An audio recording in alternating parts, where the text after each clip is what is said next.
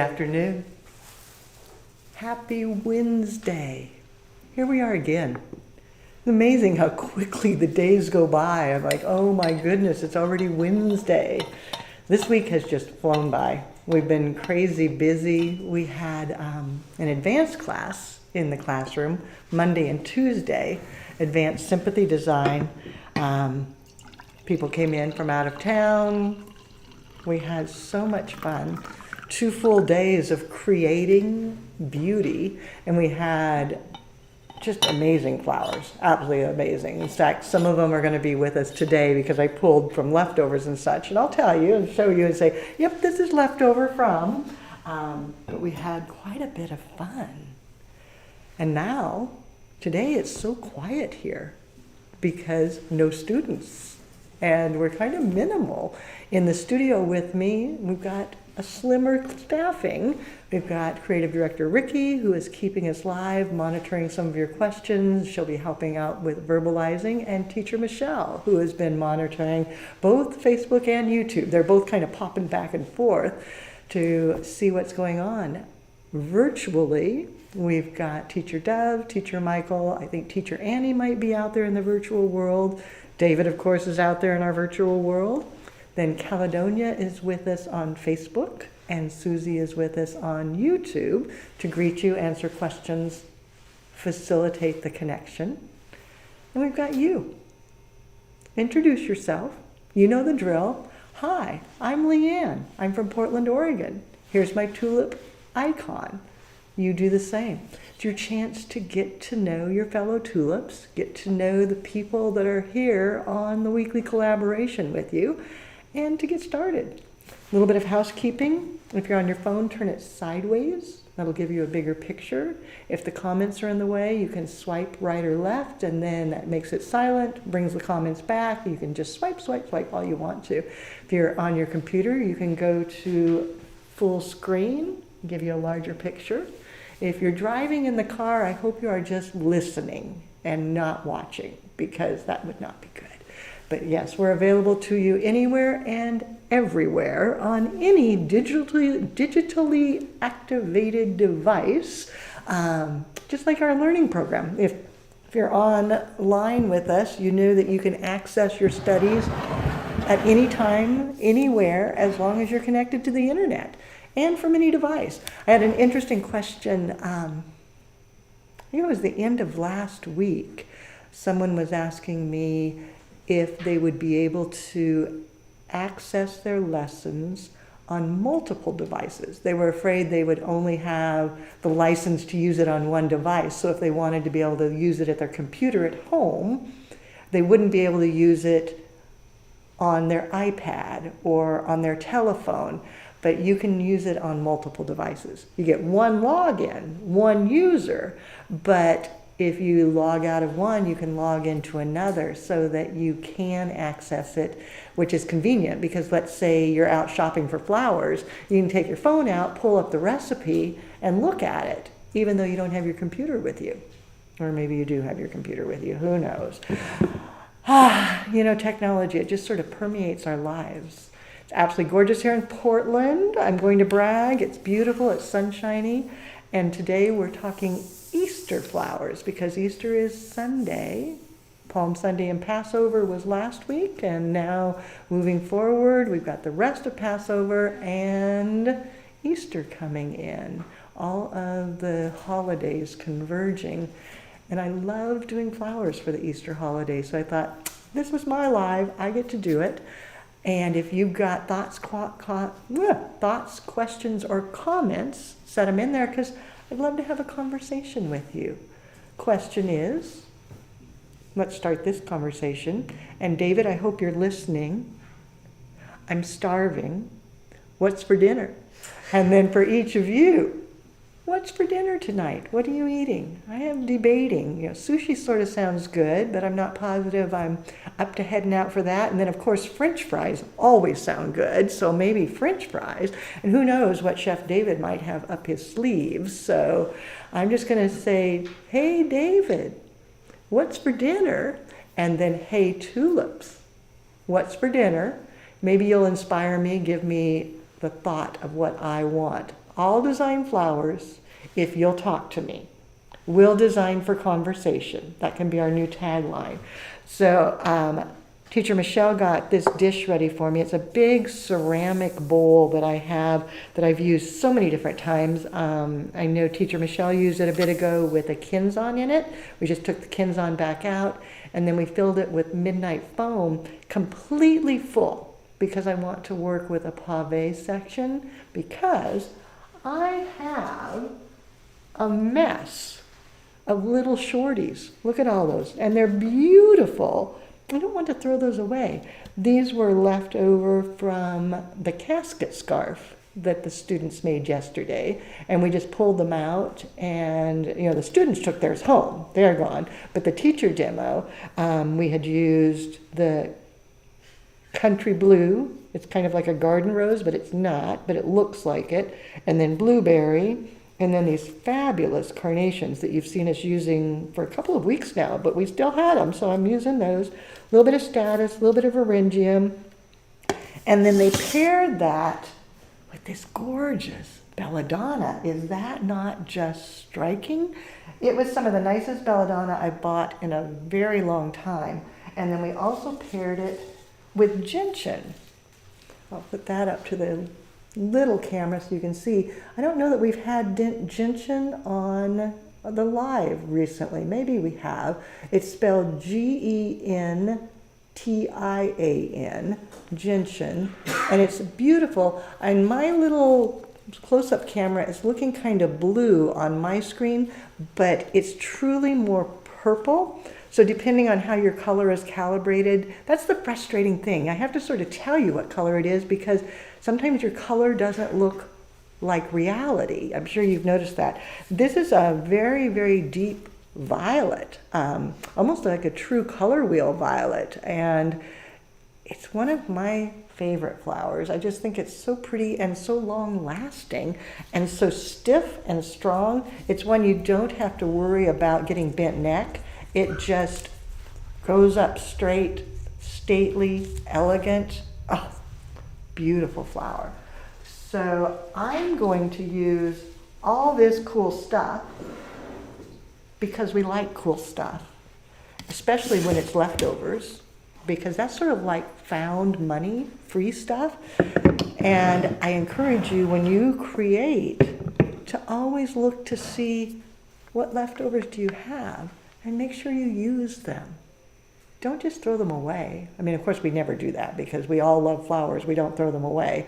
Some people believe that flowers aren't dead until the bow dies. Well, I'm not putting a bow in here, but these aren't dead. They're just mature and they'll be perfect for a live stream. This is a bunny that I've had in my possession for quite some time. You may have seen it used in a video that we sent out just a short time ago. It was the Mocha Mousse Easter Bunny, and I did it with Mocha Mousse colors. This time I'm going to stick with the blues to purples to pinks, which will give me a color harmony. Go. What color harmony is it? Set it in, get your mind on it. Michelle, would you grab me the box of moss? That's what I forgot to bring in here, because I'm going to want, my bunny's bottom is getting wet, and he says, can't I have a soft bed to sit on? And he would like a little bit of moss to sit on.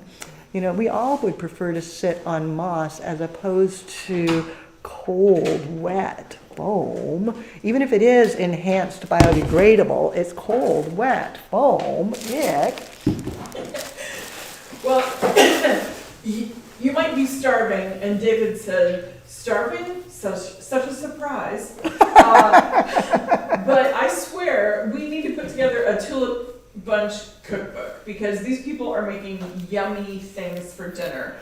We've got beans and rice, spaghetti and garlic, a whole roasted chicken, salmon with broccoli. Somebody said they're going out. I'm on team eat out tonight. Shepherd's pie, that was over on YouTube. That must be somebody from down under or New Zealand because that's not really a West Coasty thing. But don't they do that in like London too? Don't they do a shepherd's pie there? Yeah, I think so. Yeah. I was just saying the other day I need to make shepherd's pie. What Yes, is my sign. what is There you shepherd's go. pie? I don't even know what it is. I know the name, but I don't know that I've ever eaten shepherd's pie. It's just like ground beef, mashed potatoes, and like potatoes, or like peas, Peas and and carrots. carrots, yeah. Oh, sounds yummy. I mean, how can you go wrong with mashed potatoes? Hello? Right, hello. The Sign French me fries, yes. Sign me up. Okay. Yeah, my bunny likes a little sphagnum moss bed. He's kind of tippy, so I'm going to take an anchor pin out of my little, trusty little magic drawer here. Anchor pin, U-glue dash,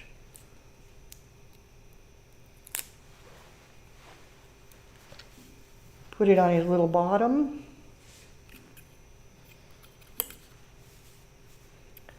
And then set him in. There we go. Make sure I've got him on the moss so that he doesn't get a wet little bottom. There we go. But I'm not putting moss everywhere because if you moss things, and you probably know this, when you try to push flowers through it, sometimes it catches on those strings of the moss and it shoves it into the foam and it just chews your foam up, and it's irritating, to say the least. So now I've got my little bunny in there. Come back with my belladonna. It was Marianne from South Africa. Ah, okay, Thanks, Marianne.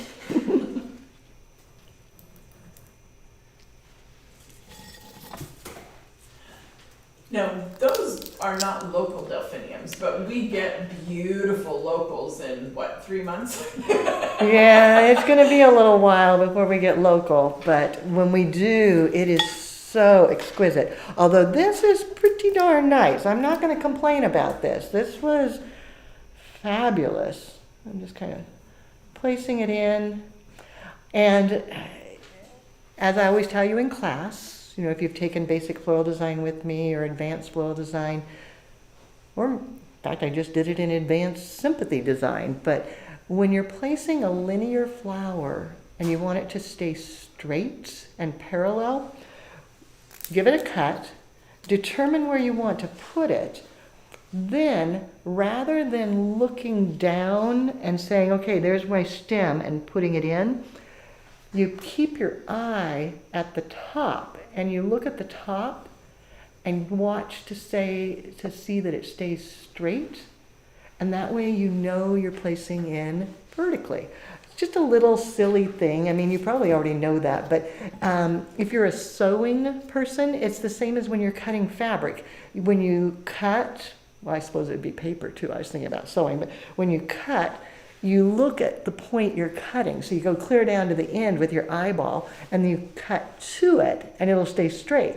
Whereas if you cut looking like this, by the time you're done, you're like that, and that's not what you meant to do, so. That works for driving also. Look where you're going. I think some people forget that sort of, yeah, you should look where you're going. Ooh, I didn't say that, did I? No. No, it was your inside your head voice. It was That right, it didn't really come out loud. So Lori had a question. She is wondering if everyone is getting Easter arrangements or Easter arrangement orders this year. You know, I've seen all different stories about that, so let's do a little check. So you've got multiple questions here. What is my color harmony? Did anybody get that one yet? No. Okay, so come on people, play along with me. I don't want to just talk all night by myself. Let's have a conversation. So question number 1, what is my color harmony? These are the flowers I'm using so you can see where I'm heading. 2, what are you having for dinner? And I know we've had some come in there. And 3, question from Lori, how are those Easter sales going? Have you seen a lot of orders? I know way back in the day, everybody always bought an Easter lily and everybody bought an orchid corsage, usually a cymbidium, and everybody wore that to church on Easter. I still have one of my white bonnets from Easter when I was a little girl, and my white patent leather shoes. I felt like an absolute princess. And I know you're not supposed to wear white before Memorial Day, but on Easter we always had our little bonnets and our patent leather shoes, and we were princesses. So that's my question to you. How are your Easter orders going? Are there any Easter orders? I know that we don't sell as many Easter lilies as we used to, that's for sure. I remember those little orchids in little boxes with the cellophane window at the end of the grocery checkout line. They were from Gallop and Stribling. Yes. It's like a memory burned in my brain. Yes. And I thought they were the greatest things ever. And now I'm like, yeah, I can do better than that. Well, you've got answers to your color harmony question. They all popped in just rapid fire. On Facebook, Valerie said analogous. And over on YouTube, we had analogous from G and someone else. I've lost them again. You are correct. Yep. So it is analogous. And I won't put this out there as a question because I can only ask you so many questions.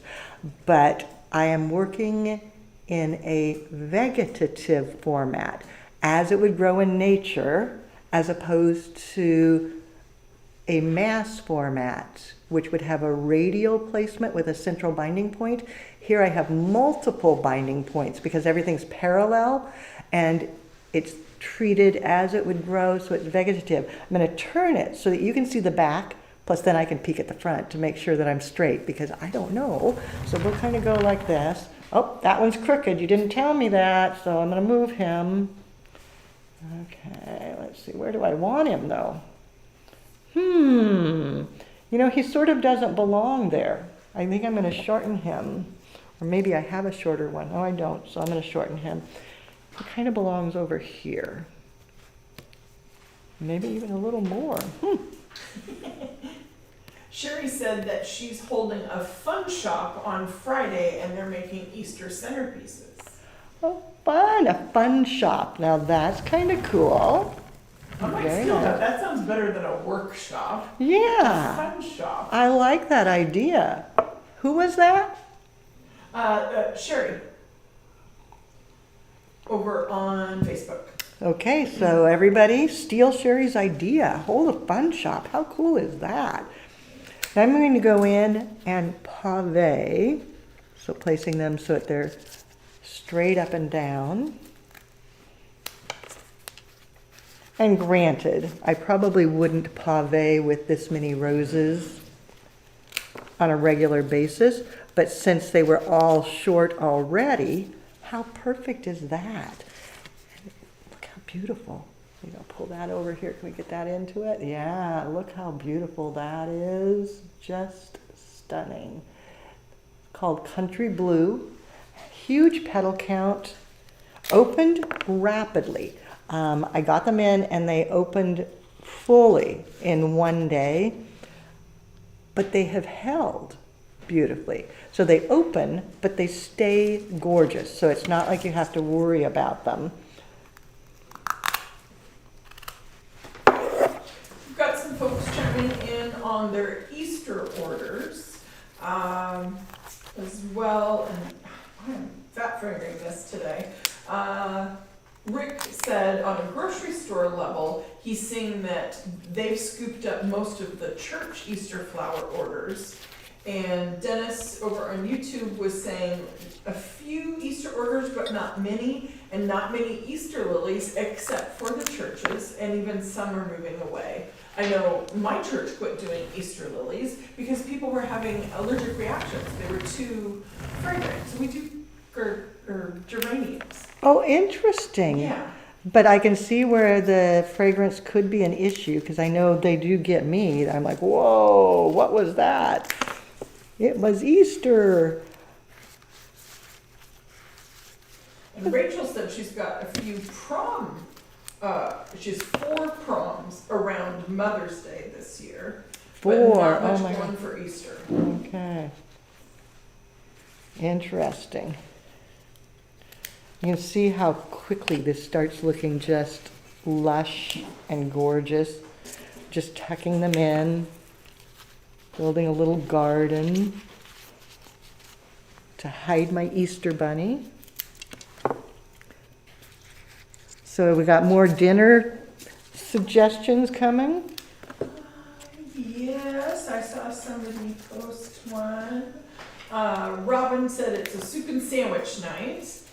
And Sue, I'm going to Sue's house. Chicken marsala, brown rice, and broccoli. That sounds healthy and delicious. Ooh, yes. Very nice. And I thought there was somebody on YouTube, but no, I guess not. You can see just tucking them in, pulling your eye across, creating a focal emphasis, and then pulling your eye on back and across so that it creates a line as well as an emphasis. Still need to finish out on this back side, and I have more of these lovely short flowers, so I'll grab a few more here. They're loving this. Lots of hearts on the color palette, on those country blue roses. Oh my goodness. Aren't they just amazing? I mean, it was a new rose to me. I was not familiar with it. You know, they're always bringing out new, different roses that you go, where'd that come from? How is that? And it's like, oh my goodness. I love them. I do. Okay. Tucking in a little more moss in the back because I don't want to chop down flowers, but I do want to cover up my mechanics. Then I've got a little bit of status, adding that in. And the benefit of the status is it brings out that deep blue that's up at the top and carries it all the way down to the bottom. So I have greater unity, top to bottom, to finish it off. Now, in flower school, you know, we talk about your elements and principles. Those are your rules. Those are the only rules you need. There are no rules of, okay, must have an odd number, must not ever be 2. Oh, don't do 1. Yes, it's an odd number, but you can't do 1. You know what? Those are all wrong. Those are old school, not new school. In reality, the only rules you have to follow are your elements and principles, and those you have to follow religiously. 100% of the time, no gray area. It just has to happen, because if you don't, your arrangement can end up looking just like a hot mess as opposed to a beautifully designed arrangement. And so taking the time to make sure that you have line, emphasis, texture, a great color harmony, fun materials, all that stuff. If you've got it, then your arrangement's going to be beautiful. If you're missing any part of that, your arrangement's going to be a little wonky, not so lovely. Kind of like, not good. I need to use the word wonky again. That is a new habit of mine. Sorry for that. And I don't know where. Did you make me start doing that? I'm wonky. Yeah, I'm the wonky person. I'm just like, I said it on a video the other day as we were filming it. So you'll have to watch one video coming up. I don't remember which one it is. I actually said wonky. And I'm like, wow, I got to get that out of my vocabulary. It's not really a teacher word. And so I'm going to have to work on that. But I just said it there too. Yeah, no, not cool. So a little bit of status in there. Then I can go back with some of the orangium to add in some texture. And that will also bring the color down. This one might have to go home with me, and it's not even my colors. You know, my colors are more into the fire colors, but I'm kind of liking this. A bunny amongst the blooms. That's right, a bloomin' bunny. Gio said that's a Gen Z word, man. Is it?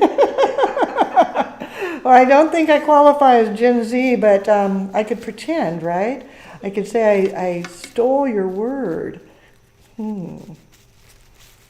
Jill, you've been making some amazing things. I enjoy watching the videos that you put out of your arrangements and the work you're doing. Very creative, very personalized, no cookie cutter for you. It's just wonderful to see. So well done, well done. We've got some exciting news about tulips we should share. I think it's public knowledge now, so I'm going to go ahead, and if it's not, well, It is now. it is now. But we have 2 tulips, count them, 2, and who knows, maybe there's more that I'm not aware of, but 2 that I'm aware of that are going to be inducted into the Professional Floral Commentators International this August, and I am so dang proud of them. It's just pretty wonderful. And you know them because they're famous tulips. You have seen them in the FDI world. One, who you saw on live last year, who will be here in Portland in May to teach, that might give you a clue, teach the Designing for Competition and Evaluation class. It's a team teaching position with the teachers. So one, if you didn't know already, is Teacher Dove passed his application for the Professional Floral Communicators International, passed it with flying colors, and has been accepted and will be inducted this August in Scottsdale, Arizona. And I will be there. Teacher Michelle will be there. It's going to be a grand, grand time. And the second person, yes, there's more. The second person you also saw on camera with me just a short time ago, Christina Ignatius. She passed her submission as well, flying colors, and will be inducted in Scottsdale, Arizona. So very exciting times. So let's do a shout out and congratulations to Christina and Dove for getting their PFCI. Kudos to you. So any other input on the Easter flowers? We heard from Rick and we heard from Dennis. No, there were a couple folks that said not much in the way of orders. Easter isn't a big holiday in our area. Lisa remembers getting the orchids for her mother, going to a florist and ordering them, so her mother was very stylish on Easter Sunday. Oh, I love it. You know, I mean, it's not done till it's overdone, right? Isn't that the way we do it? Yes. These are left over from when Linda DePersis from Barefoot Farms was in. And I took 2 stems of them home. They're still in my living room and they're still beautiful at room temperature. These have been in the cooler. They're still beautiful. But look how lovely. And I think that they belong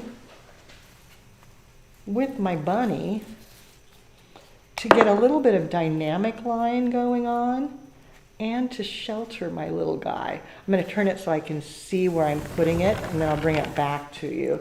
Stand it up a little bit there. There we go.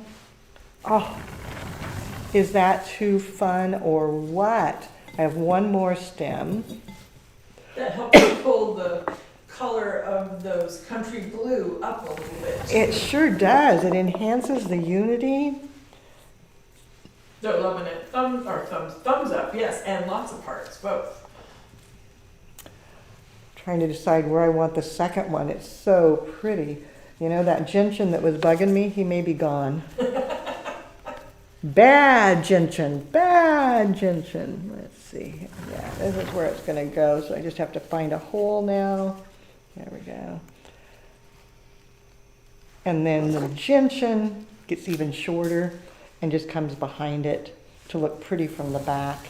So then I've got my little bleeding hearts in there, bringing that color up, adding some dynamic movement, sheltering my bunny. Oh my gosh. I love it. So thank you, Linda, for leaving us the bleeding hearts, because those are so spectacular. Absolutely gorgeous. Ooh, Michelle, I keep forgetting to tell you. Yes. Ricky did a photo shoot for David, because in our flower library, and you all probably have seen it on the website, flowerschool.com, if you click on resources, there's a flower library, and it has zillions of flowers, complete with a picture and then the full story of how to take care of them, little tips about them and such. Anyway, one of the pictures we needed was forget-me-nots. And we've been having a problem finding forget-me-nots to get a picture of. We've been trying for a very long time. And finally I found a plant. And I cut them, and Ricky was able to get the pictures of the forget-me-nots. But I have a plant to send home for your farmette. Oh, you need huzzah! forget-me-nots. Yes, Yeah. I happily will take forget-me-nots. I love them. Yeah, so I have a plant. Don't go home without it today. Okay, I will get him in the dirt, or Yeah. in the dirt. Them. We'll get them in the dirt. But they are very cute. They're little tiny delicate ones. I thought, oh, well, I get my picture and Teacher Michelle gets a plant, so we win. So I'm going to set this one aside. I'll check it in the morning to make sure it stays beautimous, and then Ricky will get a professional photo of it and get it posted onto the Tulip Bunch tomorrow, and then through the weekend we'll share it out on social media. So if you want to duplicate something, you'll have a picture you can copy and see what we did. So loving this one. I'm running out of room to set things. I think I'm going to put it clear over here. There we go. So I'm way off camera, and that one's heavy. Boy, I put lots in that one. This container that I grabbed is actually from my house. This one is one I use every Easter. I just think it's such a cute little Easter egg. It just always makes me happy, and the color is just nice and simple, and it goes with everything. I filled it with floral netting so that it'll be foam free. Obviously I need to add fresh water pre-mixed with flower food, so I've got nutrients for my flowers. And then I went foraging through the leftovers from Linda's workshop last week with Teacher Michelle, and I found some of the ivory bells, which what I'm thinking is interesting. They were green last week, but I think they've gotten greener. Do you think those are greener? Yeah. Yeah. Almost chartreuse now, which Yes. I love the fact that they call them ivory bells, because that is not ivory. I don't know what color you're seeing on your monitor, but I promise you it is not ivory. That is as green can be. It's kind of like Dove's favorite color of green, that chartreusey, and it's exquisite. I love it, but it's not ivory. The ivory bells are surprisingly long-lasting, which is good because they're not inexpensive, but they are so stunning. And since they last a long time, it makes them a good value. They're in the Fritillaria family. So if you're familiar with Fritillaria, Fritillaria, and look at that curvature. I'm not going to cut that down. I have to use that curve. So I'm just going to cut it enough to get it into my vessel. And I chose to use floral netting because I want it to stay fairly loose and casual. I don't want it to be stiff, which, floral foam allows me to get control and stiffness, but I don't want that. I want it to be just kind of like, oh, look at me. What else is going on out there? Well, I have a question here. Somebody wanted to know the technique that you used in the bunny arrangement. Is that something that we teach?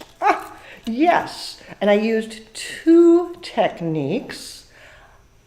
I did the vegetative in the parallel fashion in the back with my line flowers, and we teach that in the basic course, and I think it's included in the advanced course somewhere too. So yes, we teach that. And then I did pave, which is that lower flat portion, and we teach that both in basic and advanced. A friend of mine, Renee Van Rims, he was in San Diego, now he's in Palm Springs, always used to joke with me, Leanne, you're teaching people pave themselves to poverty, because it does take a lot of flowers. But it's so lovely, it makes this little carpet of flowers. So I would pave myself close to poverty, but not all the way to poverty. But it is one you do have to be careful with, because it takes a lot of flowers, and so it is expensive, but oh so stunning. And especially when flowers are in season, you can use more of them. And if you grow them in your garden, oh my gosh, you can just go ahead and have fun with it. I'm trying to decide which other one. This one's got a little bit of curvature the other direction, so I'm moving him to this side. There we go. Keep that curve going on. I'm going to see if I can get him to stand up a little bit in there. There we go, because I want to show off that curve. I think I'm just going to start with those three. I'll save these. I don't know what I'm going to do with them. But you can see my little contortion coming out, movement, and it's going to look good from all sides, because I want to be able to set it on my coffee table at home. And that way, wherever you are in the living room, it will still look beautiful. Then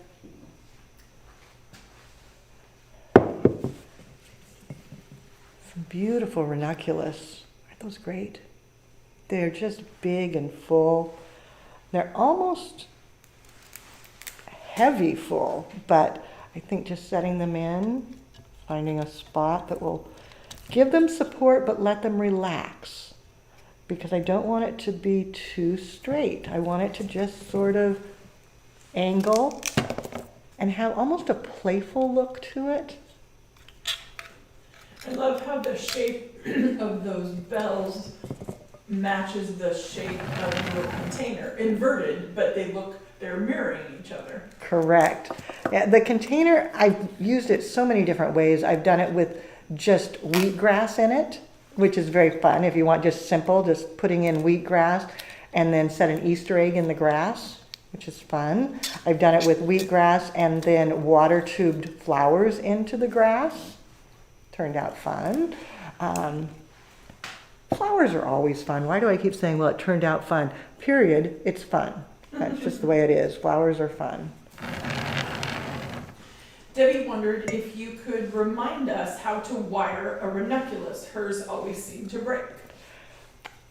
This one I didn't wire. These were actually sturdy. This one I did wire because its head was so heavy that it was just, I felt it was going to bend and crimp and then die. So I did wire that one. Let's try this one on camera, live, of course. Thanks, was it Debbie? Yes. Debbie, I thought you were my friend. Doing it live on camera isn't my favorite thing. But for you, Debbie, I will try. I use an 18 gauge wire because I want it to be nice and stiff. And then I feel to see if I can get this totally straight, because the wire is not going to bend. So I need to make it straight, and it will. Then I feed, let's see if I can do this. I can't do it on the close-up camera. There's no way I can hold it still and do it. I have enough troubles with the close-up camera. So I'll at least try to do it through the main camera directly. But you find the center and then the goal. Ha! I won. Yay, Debbie! This is how a professional does it. You slide it down the center of the bloom, and the goal is that it stays inside the stem. You don't want it to come out. If it comes out, A, you see it, B, it shortens the life of the flower. All those wrong things. You don't want that to happen. Then after I get it down, I'm down to about here, because it doesn't need to go to the bottom. Where you have a problem is at the top. So once I get it down a ways, I cut my wire off, put it back in my magic drawer so it's there for another time to use, and then I push the wire down. Now if I do it with my finger, I'm going to stab myself. So I actually use the wire cutter and push it down till it just disappears inside the flower. Now I can put it up to the close-up camera and you can see that there's no wire showing. It's just hidden inside there. And the question then is, well, does that shorten the life? It probably does shorten it a little bit, but as long as you keep it in the inside, it doesn't shorten it much, so you can get away with it. Now, the other option, find my wire here that I just put away. Now that one's too short. There's one. Like this, no. Maybe this one. It might have a joint in there. They are hollow on the bottom. So you can bring it up from the bottom. Yeah, it's got a joint right here, so it's not going to go any further. If you had one solid stem, you could put it up through the bottom, and then it wouldn't shorten the life at all. I could probably do it. Let's try it. If I cut from here, slide it in, and just gently keep the stem straight till you get up to the top. Magic. Then cut your wire and then set it into your arrangement. And that's not going to shorten the life at all because I didn't pierce it in any way. I just slide it up through the hollow stem. So that's how I do it. I would never take it and wrap it around the outside. It's just too unsightly. You don't want to do that. You want to keep it on the inside. I'm going to go ahead and stick the buds in because they might open. And they're cute. Yeah. They're so cute. Oh my gosh. Pam wondered if ranunculus are good for corsages. Ranunculus are fabulous for corsages. In fact, we, in the advanced class, we teach a very contemporary corsage style and use the ranunculus on that. And students will take it home and they'll come back and tell me, I can't believe it, because we do it on Monday. And on Friday, they'll say, my corsage is still beautiful. And I have found that sometimes they will actually just dry and look as pretty as they did when they were fresh. They hold their color, they keep their shape. They're just a delightful, delightful bloom. Yeah. Some little snowbells. I think that's what they're called. Did I say the right name? Snowbells? Yeah. I said it and then it was like, is that right? Ashley wondered if that wiring technique will work for any other flowers. Anything hollow. So look at the bottom. And if it's hollow, then you can stick a wire in it. The question is, does it need to have a wire? And only you can answer that by checking to see how sturdy it is, how it feels, trying to find the right little spot for that.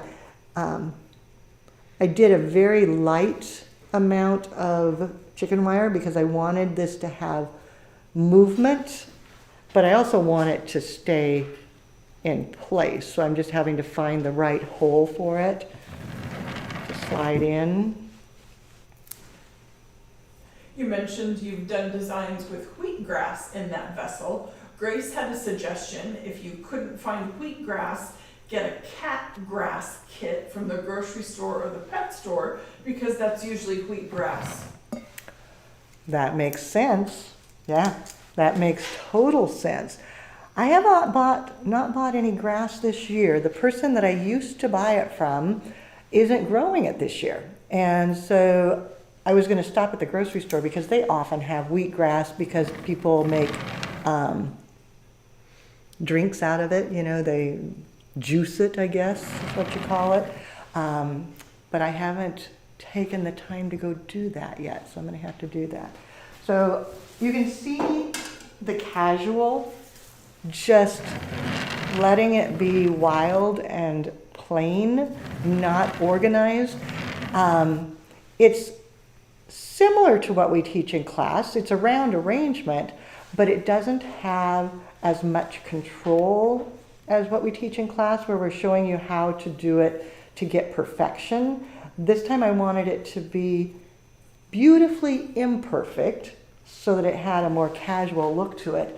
And then to help hold things in place, I'm just going to take some white roses, cut them down short, and use them almost like a ground cover to help support the stems and help hold them in place.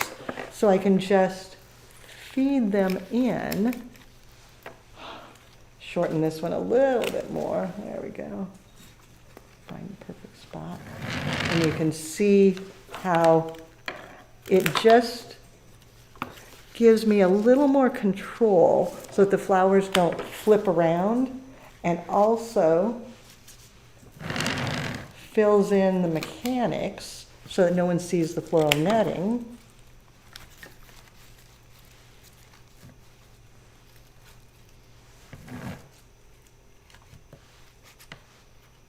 I feel like I'm channeling Carolyn with, go ahead, leave it long, let it be longer than you think it should be, just pull it out.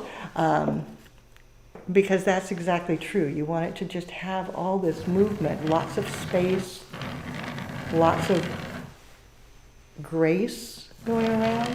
And I can go back and tuck in some grasses. Rachel said, there's an idea for you and David for dinner, a wheatgrass smoothie. No. No. You know, I've had wheatgrass.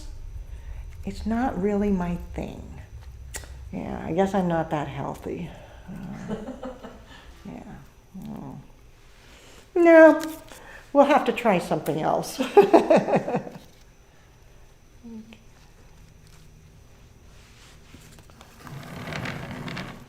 Just tucking in grasses.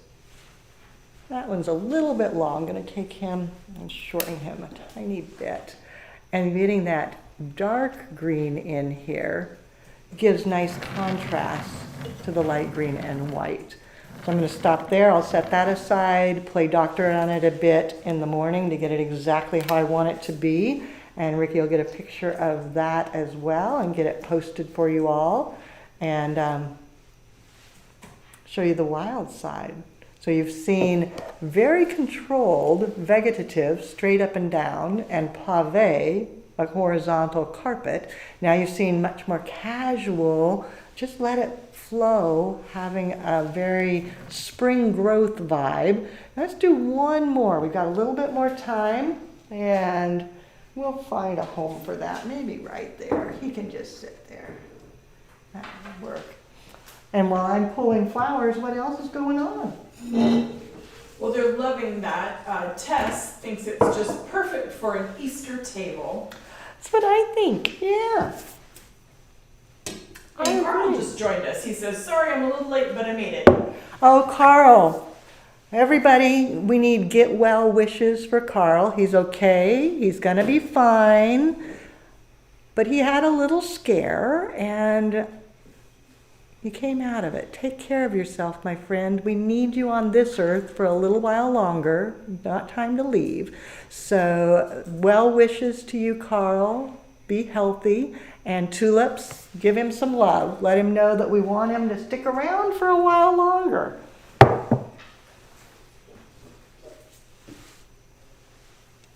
Oh, I've been waiting for those colors to come out. I know, it's just so pretty. I know teacher Annie loves chrysanthemums. They're not my favorite flower, to be perfectly honest. But you know what? They're growing on me, and I'm like, okay, well, I guess I'm going to be using chrysanthemums more because they're coming out with so many great colors. They are just so fantastic. So this is part of the Ocean series. Is that right? Ocean? Yeah, Ocean series. And they come in, oh my gosh, from the very palest, almost gray lavender to intensely deep indigo violet. So this is almost maybe a little bit of to the dark side of medium. and it's 100% natural. None of them are dyed, color enhanced, tinted in any way. They're all 100% natural. And I think you'll start seeing more of them because they're proving to be quite popular. Some of them look almost blue, but most of them have this sort of purpley tinge to them. And the one called Earl Grey is one of my favorites, and that's the one that is almost gray lavender, so light and delicate. Really allows you to get some complexity to your color harmonies, which is grand. So I'm pulling off broken ones and removing the leaves. There we go. And while I prep, what else is happening? Well, Annie chimed in and says, yes, I do love chrysanthemums. And Susie commented that they do grow on you. Oh. Pun intended. I know, I was like, not to say anything. Here was a question. Are these from the same company that do the Moonstruck series of carnations? They are not. You would think they are because they really coordinate perfectly well. In fact, these are leftover. I had a high school group in for a private workshop. We do all of our high schools in the area, that anybody that can is welcome to come for once a year, a free workshop learning to arrange flowers. And I thought that these were wonderful. So I did this and paired them with Eryngium, and then also paired them with some of the deepest, darkest purple Moon series carnations, because I thought it gave it sort of a gothic look, which I thought the kids might think that was cool.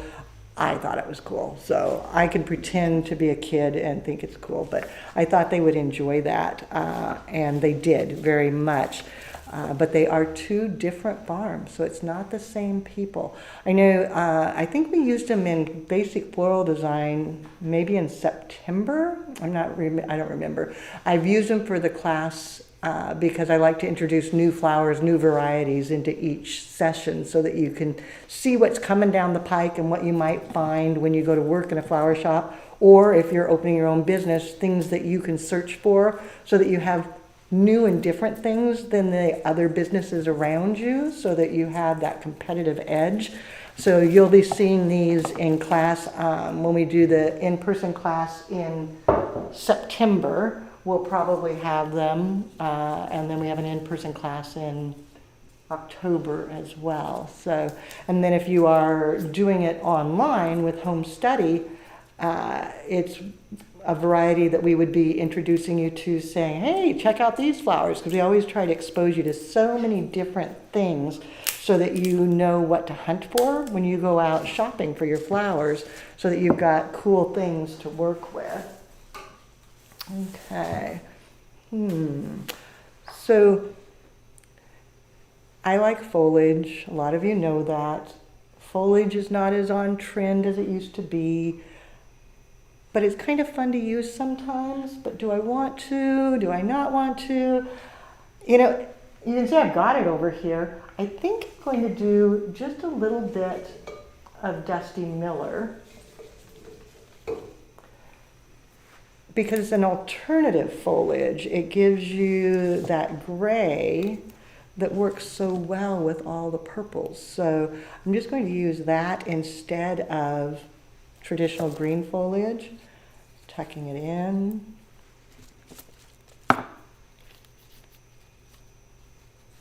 So Ashley had a cute question for you. She said, how often do you find yourself having a good sniff of a bloom? Always. And then I go, oh yeah, it's a chrysanthemum. That's not my favorite fragrance. And so then I'm like, oh darn. But I do. I bury my nose in it more often than not. Right now in my kitchen, I have some lilacs, and every time I go into the kitchen, I'm like, how cool is that? And it just makes me happy. And I actively search out flowers that have scent so that I can tuck it in, even if it's just buried inside. Even, you know, I may not have it so that it's a prime visual, but I make sure that I have it for the scent, because I think if you include that, it gives you greater satisfaction because you've got the tactile, touching it. I always touch my flowers. And then you've got the visual, seeing it. And then if you also have the fragrance, scent, smelling it, it gives you sensory overload and is just fabulous. Leaving the ranunculus a little taller. And then just coming around. Bluebells coming through the center. Carnations a little lower so that they bring the color down. Question from Kathy on the Dusty Miller. How do you, does it make sense? Do you tend to bury the lower leaves or take them off? Take them off. And there they go. And there they go. Yeah, I pull the lower ones, and oftentimes I'll save them because they're fabulous for corsage work, spray gluing them down to things. You can actually dry them, press them, and then use them. So they're a nice multi-purpose flower. That's got a jog in the stem that I'm just going to take off because it's going to make me crazy. So rather than try to work with it, get rid of it. And what are your tips for keeping Dusty Miller perky? Dusty Miller perky. If you go to the YouTube Tulip Tuesday playlist, we have actually several Dusty Miller tips in there that will help you in keeping it from wilting quite as quickly. The varieties that they are using now and growing and selling commercially seem to hold up better than the ones that we used to get, which of course makes me very happy. But even then, you've got to have good care and handling. And so you can go to the flower library on the flowerschool.com website, and there are tips in the library for Dusty Miller. Then you can go to the YouTube channel and find videos. Susie, if you'd put that link in there for the Tulip Tuesday playlist, because that is probably one of the best resources for floral education, quick and dirty, just get it out there without having to spend hours, because all the Tulip Tuesdays are just a couple minutes, and you can binge watch it. Just go through the playlist, put it on auto, and just watch away. You'll be amazed how much you can learn in literally minutes, because we did it so that it's just all boom, boom, boom, boom, boom, boom, boom, right down in there. Adding in a bud here just because I want to. And then I'm going to come back with a couple more carnations.